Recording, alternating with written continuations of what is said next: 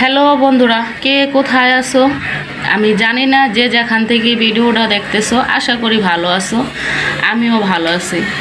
তো এটা আসলে শীতল শুটকি। তো শুকনো মরিচটি দেখতেছো, ওটা আস্তাই থাকবো আর আস্তাই রাখছি। এটা ঝাল আর কি, ঝাল বেশি লাগে, যেমন আমার ঝাল বেশি লাগে। ছেলে আর বর এতটা ঝাল খায় না, তারপরেও কম দিই নাই, ঝাল অনেকটাই দিছি।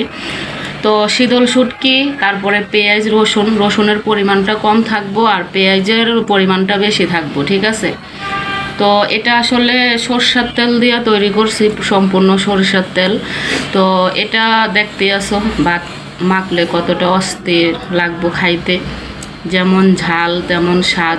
তো তেল যে যেরকম খাও আরও বেশিও দেওয়া যায়, সমস্যা নেই। তোমরা যদি মনে হয় আরও বেশি তেল দিতে পারো।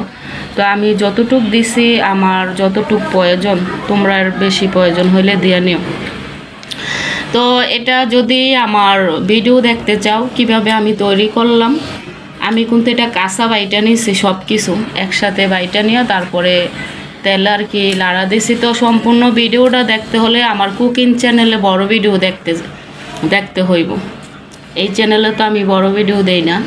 তো আশা করি ভিডিওটা যদি ভালো লাগে সুন্দর সুন্দর কমেন্ট করবা, আর পারলে একটা শেয়ার দিবা। যদি যার ভালো লাগে, যার ভালো না লাগে এরা চলে যাবে। সবাই ভালো থাকবা।